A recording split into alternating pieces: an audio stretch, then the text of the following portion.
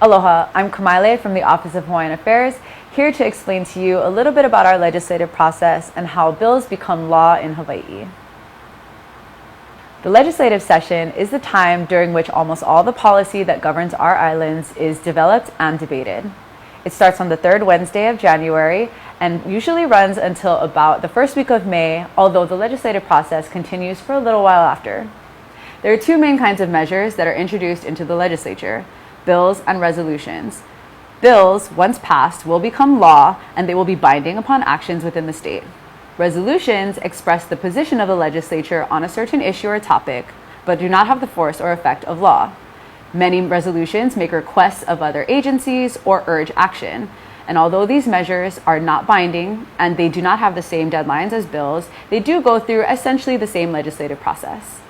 A bill starts with an idea, a problem needing a solution, or a vision about a way something can be done better.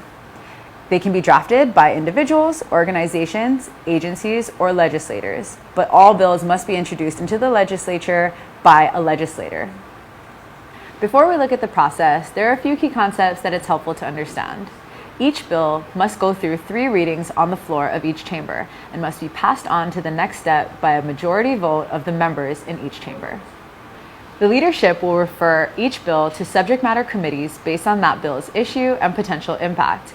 These committees are composed of legislators with interest in or expertise in those issue areas. Committees will have hearings on the bills referred to them, and through this process, they receive public testimony and make amendments.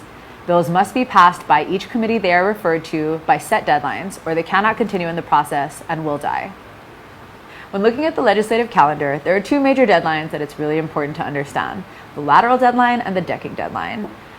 A bill must be passed out of any prior committees it is referred to and arrive at its final committee by the lateral deadline, and it must be passed out of its final committee and be in final form by the decking deadline. If bills do not meet these or any of the other internal deadlines, they will die. Many bills die at the deadlines each session, and although there are ways to revive bills, these methods are rarely used.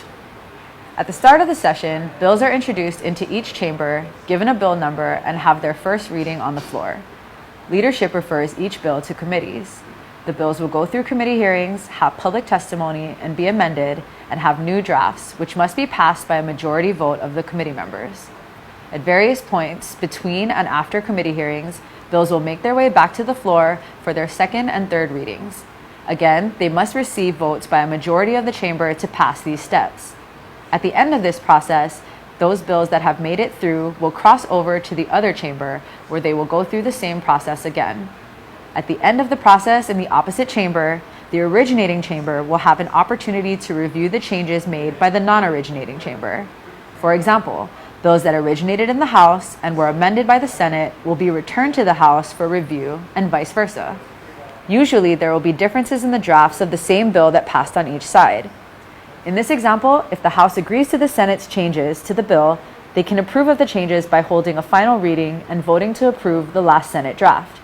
If the House disagrees with the Senate's changes to a bill, or vice versa, the bill will be referred to a conference committee composed of members from the committees on both sides who had previously heard the bill.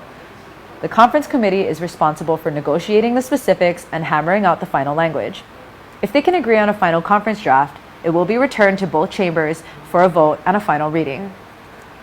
Once the bill passes final reading, it will be sent to the governor's desk for approval. The governor has additional time to consider whether to sign the passed bills into law. The governor has the power to veto a bill he or she does not want to become law. However, the legislature may override a governor's veto with a 2/3 majority vote in each chamber. The governor can sign bills into law, but any bill neither vetoed nor signed by a certain date will become law without the governor's signature.